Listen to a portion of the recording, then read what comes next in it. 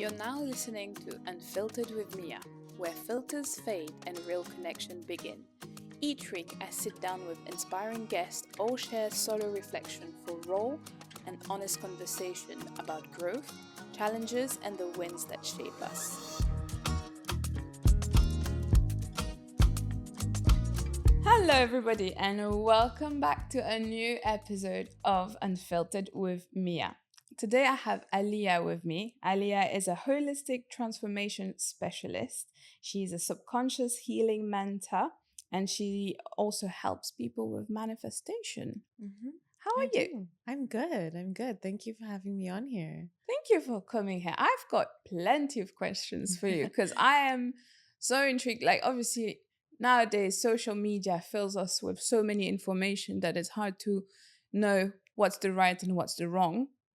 But before we get into these topics, talk to us about you. Obviously, where you come from, how you moved to Dubai, and how did you start in this career path? So I started with this journey going through my own healing path. I used to be a nursery nurse. I Okay. lived in England and I supposedly had the picture perfect life from the outside. Mm-hmm. But from the inside, I really was struggling. I had anxiety. I struggled with panic attacks, really deep depression, and it got to a point of suicidal thoughts as well. Oh, really? And I didn't know what was going on. I didn't understand why I was feeling the way that I was feeling. And I studied psychology for depression at university. I went to therapy. I tried lots of different methods in lots of different areas, and nothing was really helping until I started really asking for deeper answers. And that's when I watched the movie The Secret. Okay. Yeah. And a lot of things made sense. Mm-hmm. I'm going to quickly just fast forward on this journey because it was a long one. Mm-hmm. I watched The Secret, a lot of things clicked, and I thought this is it. This is all the answers I need. I went down this insane manifestation rabbit hole. My life changed. I started a new job. I worked with a famous YouTuber who talked about manifestation and law of attraction quite a bit from the business perspective. I joined that company. I became the CEO of that company. And I realized that a lot of people that were coming there for manifestation didn't actually know what they wanted. It was very much just the ticking off the list of what was expected of them to live a happy life. So everybody was looking for happiness and looking for these things that they wanted to manifest, but they didn't actually know who they were and what they truly wanted, not what was expected of them to live a happy life and what that comprises of. And so many people were hurting, crying. And even though we were teaching a lot of manifestation stuff, I realized that a lot of these people needed healing. And so that's when I went on my own healing journey to find the answers. It was a long, deep, intense journey. I did so many different modalities. I wrote a book. And after years and years of studying healing, I realized that people do need to heal first before they're able to go in and manifest. Because you can say, I want to manifest a partner that has 1, 2, 3, 4, and 5. But if that's just what you've been taught that that's what you need, you don't really know who it is you are and what it is that you want your life to look like, let alone what kind of life you want to lead with your partner. And so I would always say that healing comes first and then comes manifestation. Yeah. I love that. So talk to us about healing. Obviously nowadays there's different ways to heal, but what is based on obviously the people you work with, what do you think is the most frequent healing, like obviously wound that they have or trauma that they have to work on?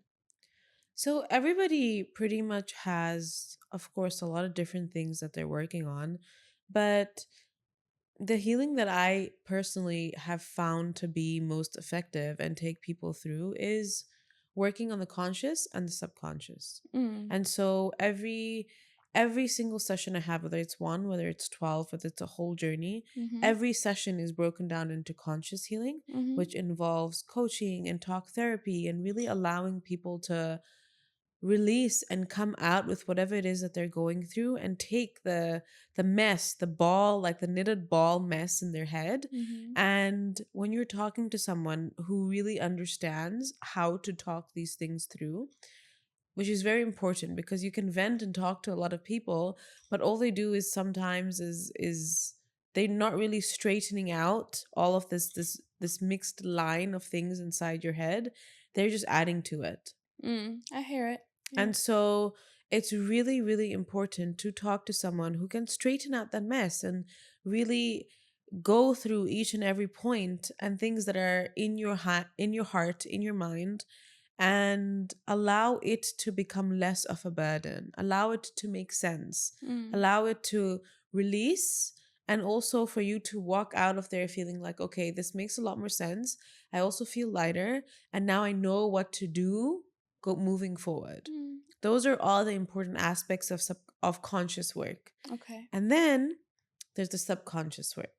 The subconscious is this driving force that really drives most of us in our daily lives, and we don't realize this, which is why you can say you want something, but you end up doing something else completely differently. You True. know that there's something that is wrong or something you need to work on or something that you want to manifest, but at the end of the day, you realize that you're doing the complete opposite thing, or things are happening that is not allowing you to do the things that you say that you want to do or you want to be. That is Okay. the subconscious. Okay. And in subconscious work, what it is, it's a mixture of everything that is not you. I like to say that that's not the truth, that's not the essence, that's not your core self. The subconscious is things that you picked up as a child from your parents, things you saw as a child from the environment around you, beliefs you picked up, things that you subconsciously allow into your mind and your being with the stuff that you watch, the music you listen to, the people you surround yourself with, the friends you've had since childhood, the family dynamics you've had since childhood. All of those things start to become a personality, Mm-hmm. and you think that that personality, that voice in your head is you, but it's not. It's just a mixture of all of the things that you've picked up along the way. And that's the beauty of subconscious rewiring, is because you can start to heal all of that, release it, and come out on the other side as the person that you actually want to be once you start to rewire that. I love that because it is true. I when you think about it, even though you make decision on a conscious basis, but you realize that sometimes your subconscious is like almost the devil advocate to be like, oh, but this, but this, but this, and give all the buts. But do you think like for people, how does it work? I'm gonna have to, because I want to get example. So I'm trying to think of a way that we can give proper example. So let's say I'm going to use attachment style, for example, just as an example, because it's a better way for me to understand. So let's say, what is the difference between an anxious person letting their subconscious mind take over compared to an avoidant? So, this is completely different to subconscious and conscious. These are attachment styles. Okay. But what it is that if you are using those examples of, say, avoidant and attached, those those attachment styles itself come from subconscious ways of Okay. being. So if you're an anxious person, that is probably stemmed from your childhood relationships, your relationships of how you've seen your parents, been with your parents, been around in childhood, or different traumatic experiences that could have happened in your childhood for you to become anxious attached, or Okay. for you to become avoidant attached, Okay. right? And but you can use subconscious work to heal these attachment styles. Because when we say attachment styles and you give yourself a label, then you're putting yourself in that box. True. But the point of healing is to take yourself to break down all of these boxes, to break Mm, down all the labels that are used to define who you are, mm. and to say, I'm going to create my own label, my own box, and I'm going to define who I am. That is the power that every human being has. Yeah, that's true. And I think because I like the fact that you broke it down this way, because I think nowadays a lot of people still don't know who they really are, and it's a journey as itself. So, what would be your tips to someone who is trying to understand who they are without trying to attach like their trauma or what people said they were, and anything that they think they are, but the reality is not? For example, I would I would call myself a lot of time I am an overthinker. I am an overthinker, but I do not want to be an overthinker. So how would you, for example, give me an example of like, stop thinking that you're an overthinker and you can actually define yourself as being someone who's not an overthinker anymore? So there's two aspects of it. The answering your first part of the question, which is how can people find who they really are? My message to everyone would be go on your own journey, Mm, right? There's so many different healing journeys, there's so many different spiritual journeys. And I'm not the kind of person that will say, oh, come to me and I'll tell you, because there's only one of me and there's like millions of people out there, right? But my message to every single person is everyone has a soul. true. Every single person has their own guidance system within them. Once you start to listen to your own guidance system, once you start to send out messages to say, I want to know who I am, I want to know what I want to know what my purpose is, and I don't know what next step to take, but the divine universe, whatever you call it, show me. Mm, What am I supposed to do? What are my next steps?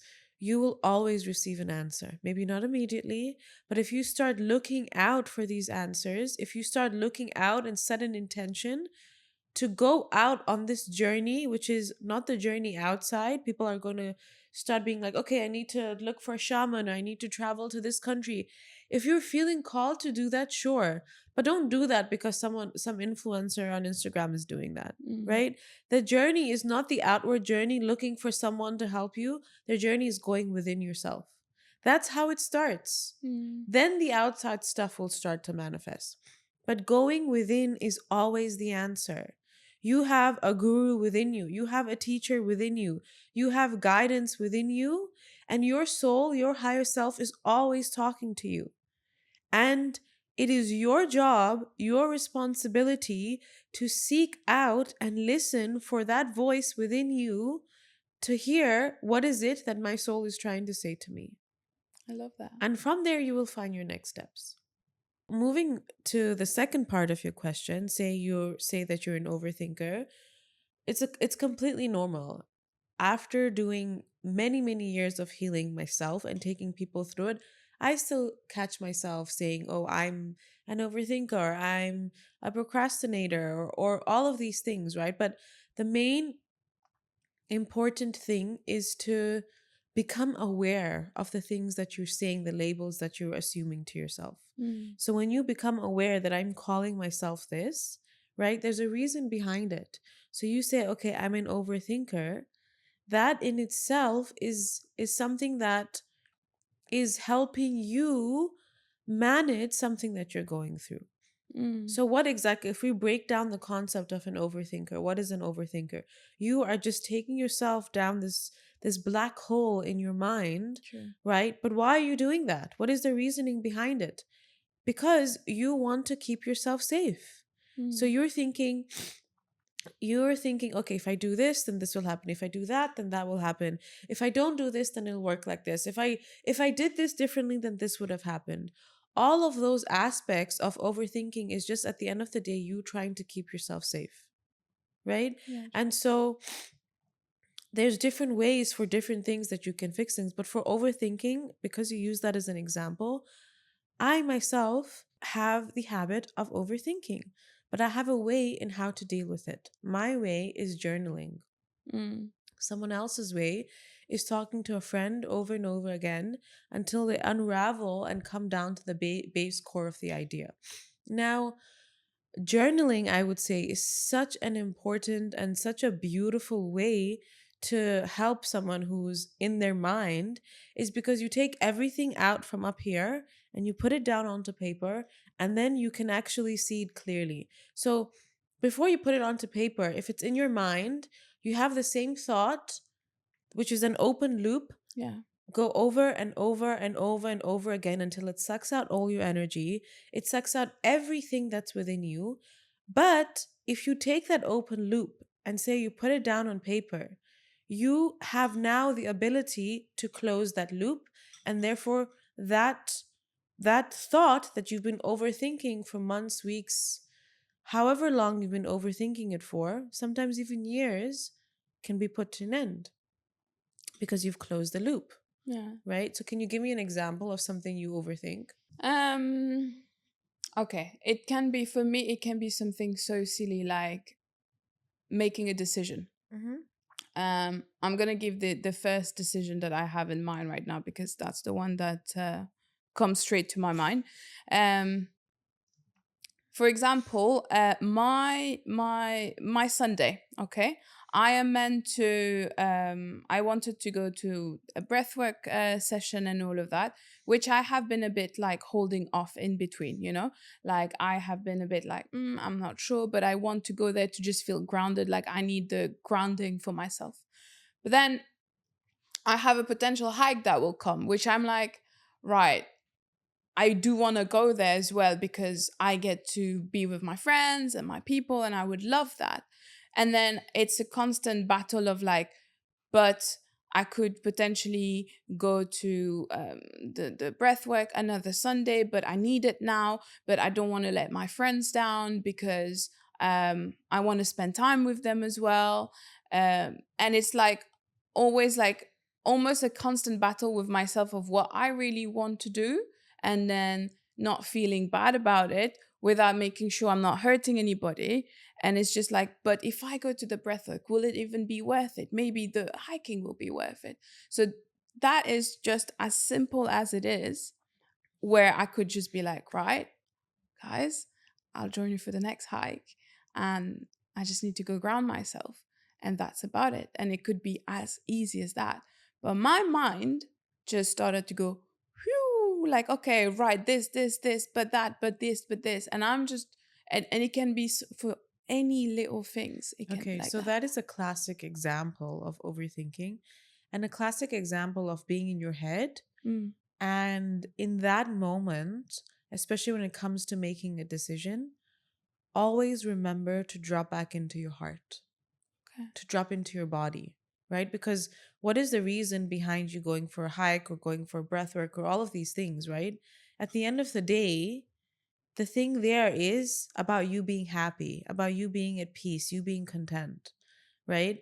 But when it comes to the hike, you're thinking about your friends, you're thinking about people pleasing, you're thinking about disappointing other people.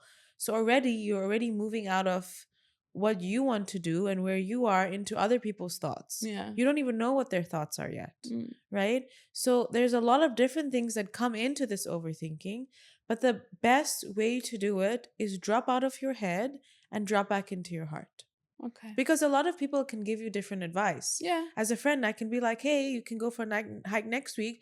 But if you really want to go and be with your friends, you can actually just do a breath work on YouTube, right? So there's all of this advice that can come from different people. But for you to self regulate, right? If you sit down and journal and say, okay, what's the problem here? Breath work, something I need. Hike, something my friends need from me, right? So asking yourself, what do I feel the most called to right now? Mm, Where am I following my bliss? Where am I following my heart? Because this is a phrase that's thrown around so much that it's become one of those love and light things, yeah. right? True. But if you actually follow on that, like your highest emotion, your highest joy, that is your soul talking to you. Because when you follow through on your emotions and you tap into your body and say, okay, a breathwork journey, that feels good. that feels right, that feels aligned, it feels light in my body. Mm. And it feels maybe expanded, right? Going for a hike, okay, it feels a little constricted. I'm feeling a little bit of anxiety. I'm feeling like it's an obligation.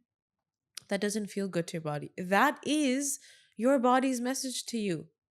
That is the communication that your body, your soul is always giving off to you. But we would rather look for outside guidance and stay in the mental monkey Mm. mind True. rather than go within. Classic example of something that's so simple, right? Because we think that going within is this big, huge journey that we need all of these steps for, and it's for the big things. It's for every little small thing. Yep. I agree. And that's true because obviously it's the little things that can just be like, "Oh, okay, but then that's my biggest thing is I have that fear of missing out.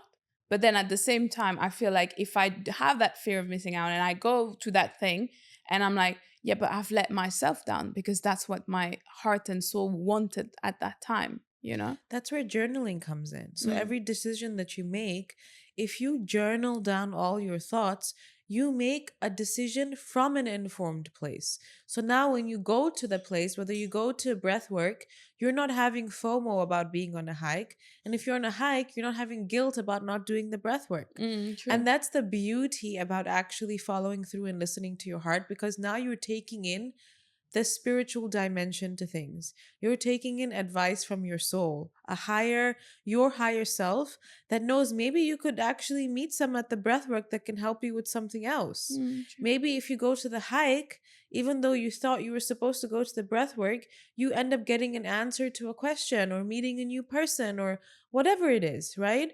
But your higher self has answers that you don't know or you don't have in this moment. Mm, true. So when you drop into your heart, but for your mind, if you drop into journaling to say, these are the pros, these are the cons, right?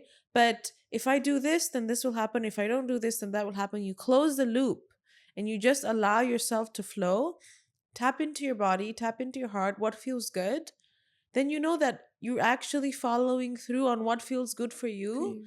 And either way, you're not letting yourself down. I love that. I'll definitely take that on. Um, Aaliyah, I have a question. What do you think is more powerful, listening to your heart or listening to your mind? I would definitely say listening to your mind. Sorry. Mhm. I would say listening to your heart for Yeah. sure. Because the mind, like I said, the mind is like a machine. It's Mm. like a computer that helps you carry out all the things that you're meant to do. Okay. Yeah. But the mind is not even necessarily all you. The mind can be a mixture of all of these different voices and opinions, and the mind is created to keep you safe, True. right? Yeah. The heart has all the answers that you're looking for. The key here is actually not which one is better or which one is stronger. It's actually the coherence between the two, I love that. right? So it's like you have a computer, Mm-hmm. but if you don't have electricity, then the computer is of no use. I agree And completely. so the electricity is the heart and the Mm-hmm. computer is the mind. So if you plug the two in together, it's unstoppable. But if you choose one over the other, you can't do anything with the computer without the electricity. And even if the electricity is there, you can't really use the computer either. And True. so it's both are important, Mm-hmm. but it's knowing that when it comes to following guidance, your mind is your slave versus your heart is the North Star. I love that. But your heart, we have taken our hearts, which is our internal guidance, Mm-hmm. and we've shoved it aside, Yeah. and we have become a slave to our minds. So instead of, it's like, the perfect example would be our phones. If you're just scrolling, scrolling, scrolling all day long, you have become a slave to this phone. Mm. True. But if you move into being a creator and using it to do something worthwhile with your life, you can use it to make friends, to build community, to change lives, to make money. You're using it for your benefit. It's not using you and draining you. Yeah, I agree. I love that. So now coming back to something that I do want to talk, and I think that would fit perfectly where we're going right now. It's your mind, body, and soul alignment. Um, Explain to me in your eyes and your opinion and your knowledge, what does that mean exactly? So, mind, body, and soul alignment is simply like we were talking about the heart and the mind. Hmm. It is really just so the best example I can give is for a long time, education became this big thing, Mm, right? So universities started popping up everywhere, schools became mandatory, and the focus was on the mind. You true. have to get an education, you have to learn. And then recently, the gyms started popping up everywhere. So fitness became a big thing because understanding that, you know what, you can work all you want, you can make all the money that you want, but without your health, it's nothing. Mm, And so fitness became a big thing, longevity, gyms started popping up everywhere. yeah, Once upon a time, there was no universities, true. right? Then you found schools and universities every day, everywhere. But then there was no gyms. You couldn't find places to go to work out. Now there's gyms in every hotel you go to, every building that you live in, and it's become a normal, important part of life, right? Hmm. Then now has come this boom of spirituality, True. this trend of wellness, right? Mm, Which is not just going to the gym, because you can go to the gym and you can be fit physically, but these people that are going to work and they're successful at work and making all the money and they're also going to the gym every day, they're still dropping dead from a heart attack. Why? Stress is the biggest killer. true. Stress is the biggest cause of heart attacks, right?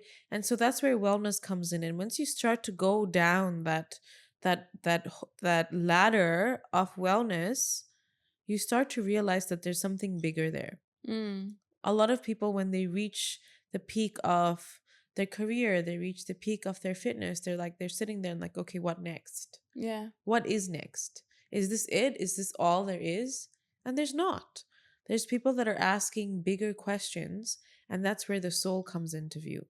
That's where your higher self, the divine, universe, consciousness, whatever you want to call it, that's what starts to come into play.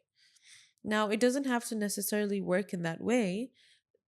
All of these things can happen in different ways, Mm, but if you just go down one lane, you're just completely disconnected from the mind and you're disconnected from the body.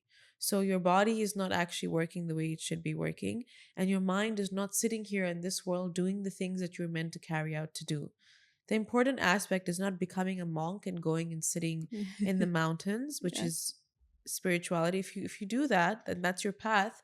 Good for you, but I'm talking to the general public, right? Yeah. If you go into a career and just lose yourself for years trying to make money, you're not happy, you're not fulfilled. Versus if you're just working out at the gym every day and you don't have a balance of any of that, that doesn't bring you happiness either.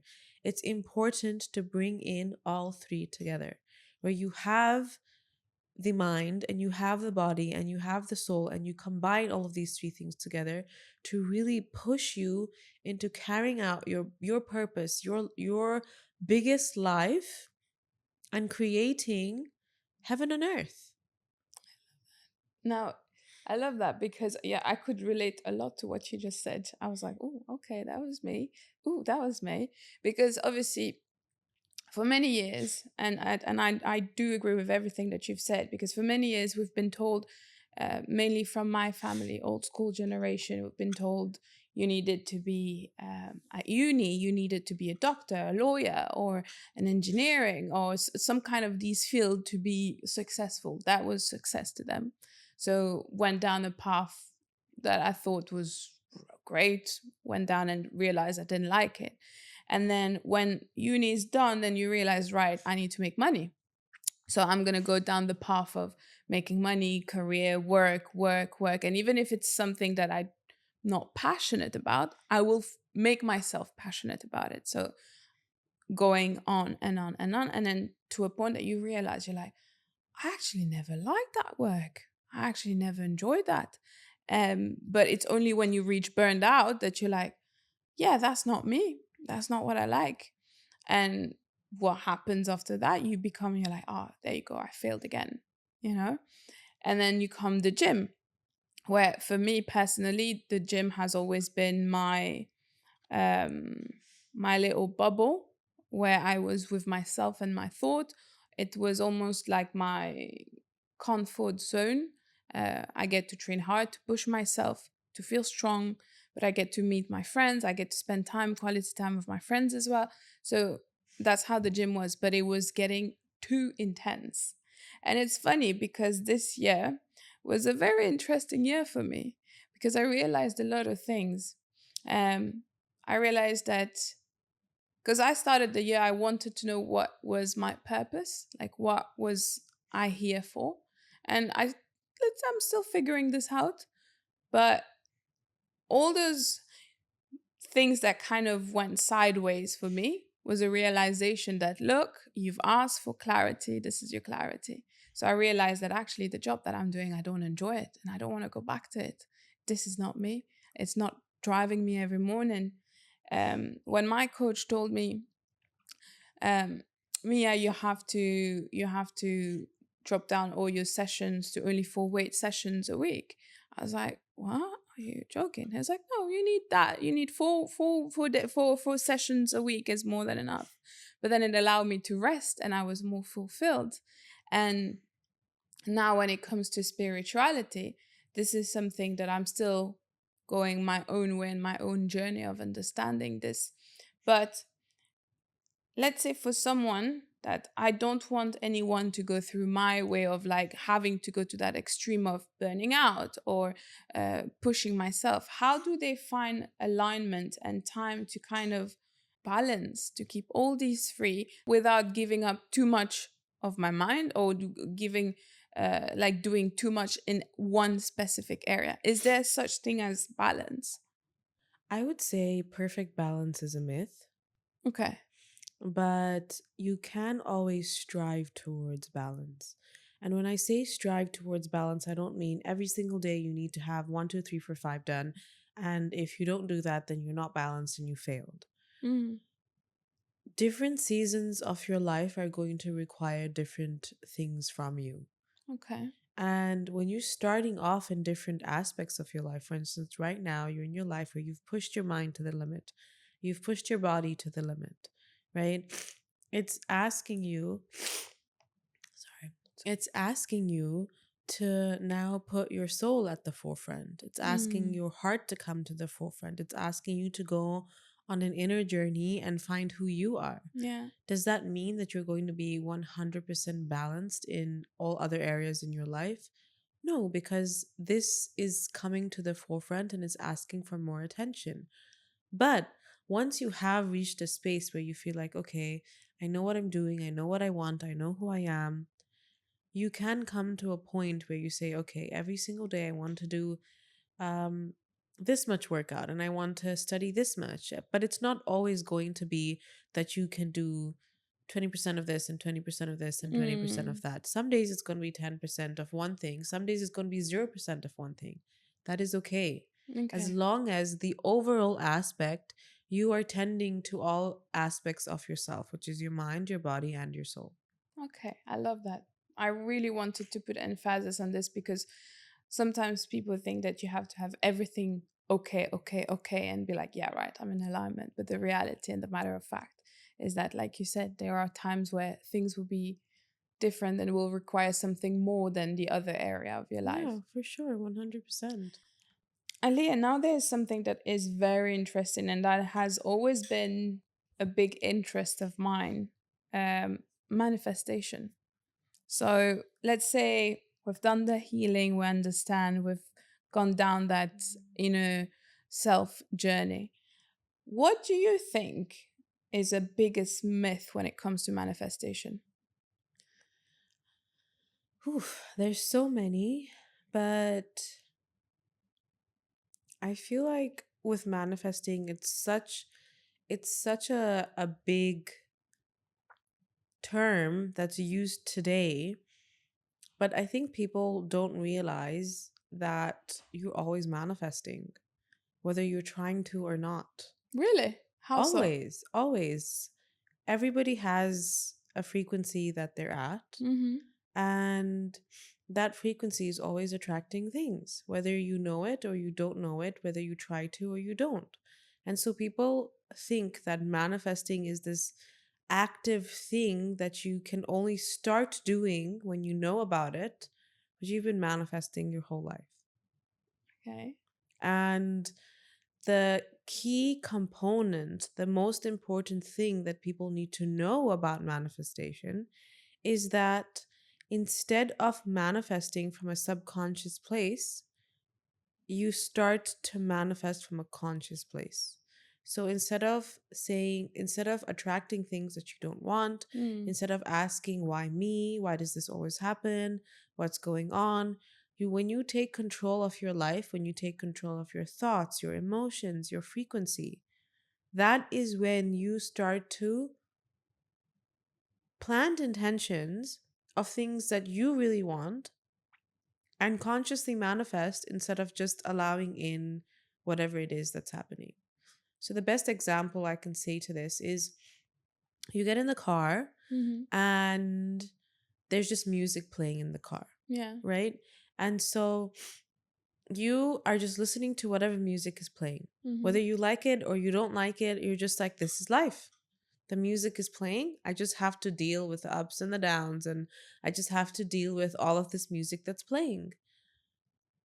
But you have a Spotify playlist of all your favorite music in all different genres, and you can actually go in, plug this in, and play whatever music you want to play. Yeah, true. Yes, it's going to take time to find the music you like. Yes, it's going to take time to make those playlists. And yes, those playlists and the music is going to change. But most people go through their life not realizing that they have the power to find the music they want and create the playlist they want and enjoy the damn journey. I love that. Yeah, that's true. So do you think the more, how do I say that? The craziest dream that you can have, you can manifest it? 100%. 100%. Every single thing that you can see in your mind, you can hold in your hand. Everything. Okay.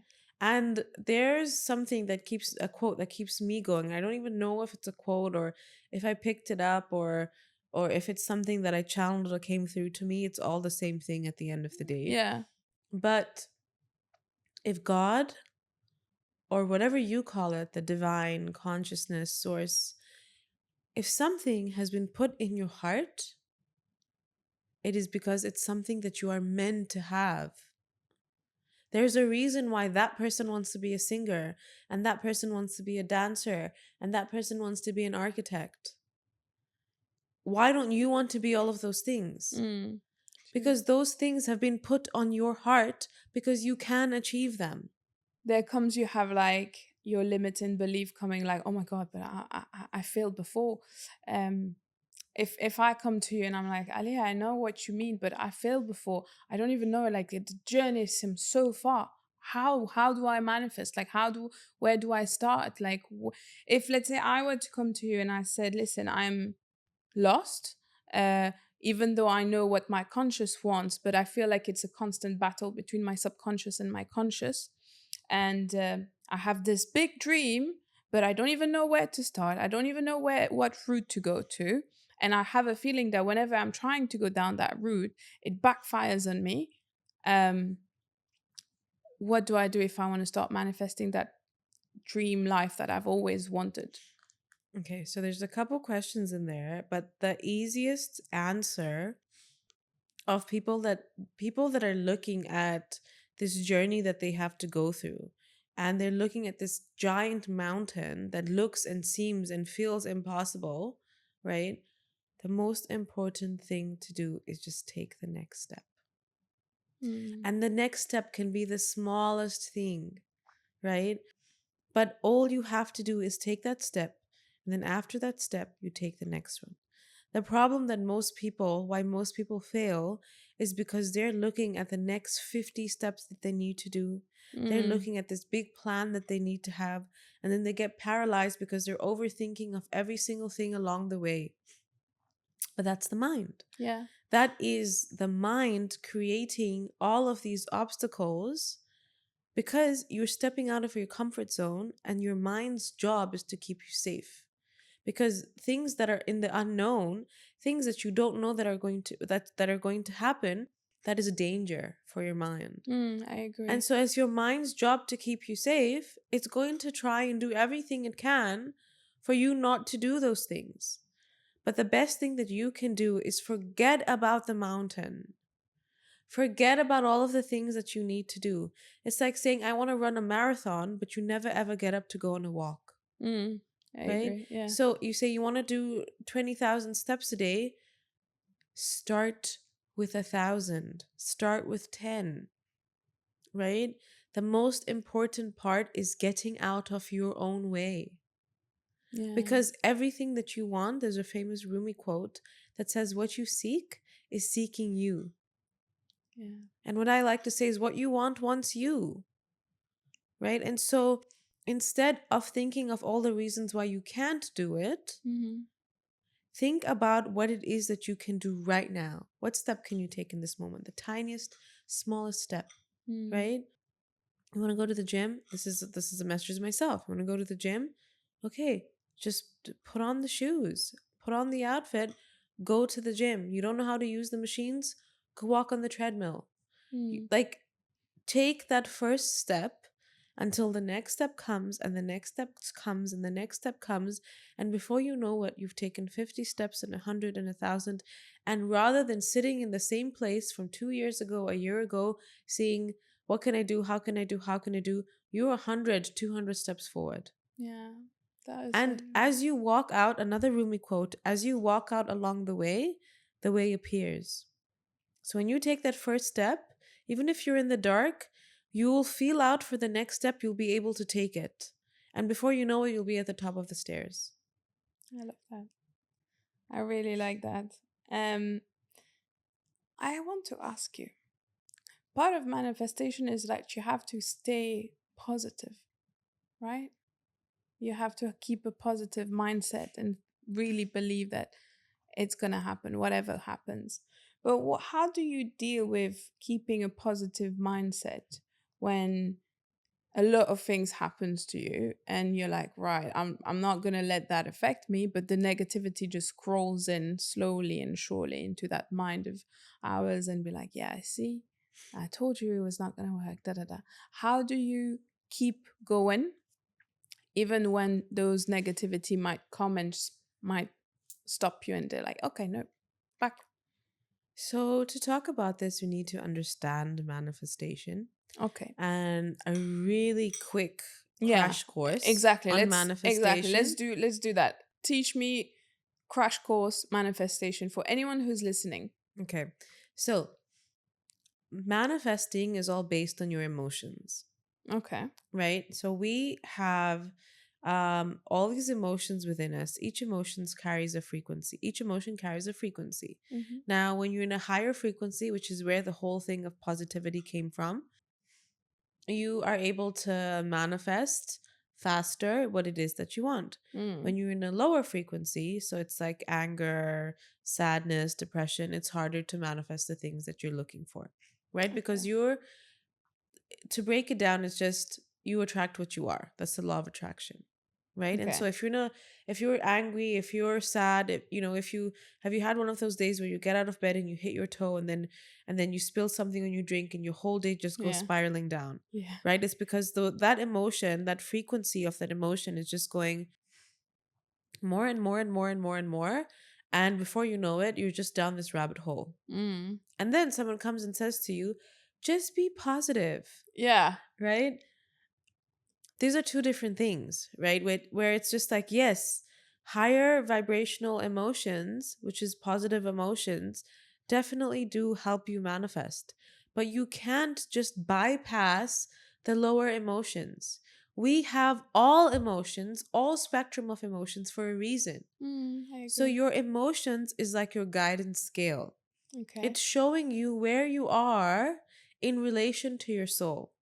Your soul is always at the highest emotion. It's sitting at love, at joy, at bliss. And when you're feeling the low vibrational emotions, if you're feeling anger or sadness, you are further away from your soul and further away from the things that you're wanting to manifest. Now, what happens is people look at this and just simplify it into good or bad. Yeah. But these lower vibrational emotions, they're not bad. All of them are good because they're taking you to where you want to go. Example, you're in a job that's paying you so well, but you hate this job. Mm. So every day on your way to this job, you're feeling annoyance, you're feeling anger, you're feeling sadness, you're not fulfilled inside you, Mm-hmm. right? How would you know that this job is not fulfilling you if you didn't have those emotions? Yeah. So those emotions that you're feeling is sending you a message. You're not where you're meant to be. This is not where you feel happy. And that leads to you leaving that job, right? After you leave that job, you go on a journey, you start try to figure out what it is that you do like, and that ends up leading you into doing the things that you were made to do, that you were born to do, that really makes you happy. Mm. That wouldn't have existed without those low, bad, supposedly feeling emotions. So every emotion is a gift. It's showing you where you are. And if you bypass those things to say, I want to make $1 million, okay, and I'm feeling heartbreak and sadness and depression, I just need to pretend. I just need to force myself to be positive. You can't force yourself to do anything. You cannot lie to your body. You cannot lie to your mind. Mm. You cannot gaslight yourself into feeling happy. Yeah. You have to release the anger. You have to release the sadness to be able to move up the guidance scale into happiness, into joy, into bliss, into ecstasy, right? It's a process, it's a ladder. But if you say, I'm just going to jump from number one to 100, that's not going to happen. That's true. And so this is like a really short way to explain it, but if you really do want to understand manifestation better, I'm holding free workshops. I've got a book that I would love to send to all of the people Yes. watching this show, all of your audience for free as a Oh, thank gift. you. My book's called Heal Now, and I would love to just send it out. It's an ebook, and I've also got lots of programs that I'm starting to do for free for people. And so even if you're not watching me, just go online and look for the answers, and the answers that you're looking for, you will find. I love that. I'll get a copy of that book. I want to For read it. sure, for I'd sure. love I'll that. send you a copy, and whoever reaches out to you, you can send them the copy to them for free as well. Thank you. I appreciate that. Thank you so much. Honestly, I love I love the positivity and the energy that you bring because you don't sugarcoat it. There's no, oh yeah, just be happy butterfly and everything will be fine. No, you've got to go through that road to be able to get to a higher self. And I love that you've mentioned that. Um, Before we go towards the end of the episode, which I'm sad, I wish I could stay longer here. I could talk to you for hours, but I want to ask you: is there anything that you would want to share, whether that's your own personal journey or there is something that you've seen across uh, what's happening at the moment? Is there anything that you want to raise awareness and kind of voice it out before we go towards the end of the episode? So I would like to talk a bit more about the concept of manifestation. Go on. Now, manifestation, when I found this out and it resonated so much with me, I became obsessed with it. Okay. As a lot of people do when they're starting out, Mm-hmm. right? Which is a good thing because you learn so much. But going on this spiritual journey for such a long time, I would like to send out the message that manifestation is not the end goal. Okay. The end goal of like, once I get this, I'll be happy. Once I, once I lose weight, and once I get $1 million, and once I found my soulmate, and all of these things, you think that once you get there, you'll be happy. Once I manifest these things, everything I want will be perfect and I'll be happy. But that's not the point of life. That's not the point of this journey. Yes, learning manifestation is so important, but learning manifestation is not what is going to bring you happiness. Your journey, enjoying the path, enjoying the road, enjoying the journey of your life, as you learn all of these things, as you heal, as you align, as you manifest, as you become more you and who you were meant to be, your journey towards wholeness, that is the point of life. I love that. That is beautifully said. I don't want to add anything, guys. That was too beautifully said. Thank you. Thank you for sharing that. And I hope that anyone can listen to what you just said, because you're absolutely right. I love that. Thank you. Anyway, let's move quickly towards the end of the episode. So I've got some what if question and rapid fire questions. Okay. What if the universe took everything away to rebuild you into the woman you're meant to be? What if Yeah. the universe took everything away to rebuild me into the woman? I'm living that. I love that. To anyone who might be hearing this, it's a generalized what ifs. What if your heartbreak was the activation of your spiritual gift? So your heartbreak activating your spiritual gift. Mm-hmm.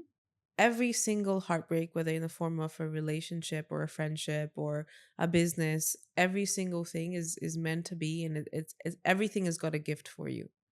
What if your intuition has been right this entire time and you're just scared to trust it? Yeah, 100%. Everybody has an intuition, and we usually completely ignore it and gaslight ourselves into thinking this is woo woo, and it's not true, but it's your strongest driving force. I love that. What if the version of you're becoming is already living the life you're praying for? There's a version of you out there that's living a life that has everything that you want. It's you aligning to that frequency and becoming that version of you. Okay. We're going to move to rapid fire question. Ready? One belief that completely changed your life. One belief that completely changed my life. Wow, everything's always working out for you. Even when you think it isn't, it is. And even when you think it is, it really, really is. I love that. Crystals or sand bowls? They both have their own frequencies and whatever you feel called to. Okay. A wound you're still healing today?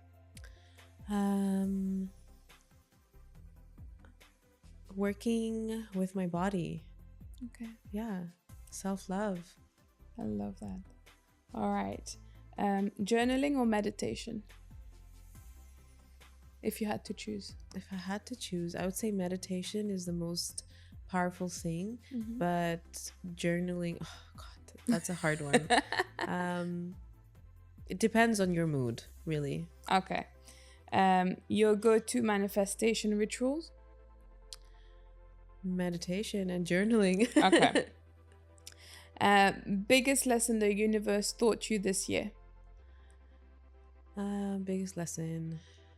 The importance of never giving up. One thing every woman needs to hear right now. Oh, it is so hard to love yourself. And every single thing around you will point to you not loving yourself. The billboards, the makeup, the people. But that is like the biggest act of resistance and revolution that you can possibly do. I love that. Aaliyah, I have a last question for you. It is a rapid fire question, but it's a bit of a deep one. And I always ask this to my first guest. If you could give one advice to the younger self, to your younger self, what would it be? Invest in Bitcoin. I love it. It was amazing. Thank you so much, Aaliyah, for coming on the podcast. And I hope we get to do other parts from you and me, because honestly, I feel like we have so much to we can talk about and really raise awareness. Thank you for making the time. Thank you so much for having me. It's been such a pleasure. It was lovely having you here, and I hope to see you very soon. Me too. I'd love to be back and to see you in person. No, Grab a coffee. for sure. And on that note, guys, I'm gonna love you and leave you, and I'll see you in the next one. Bye.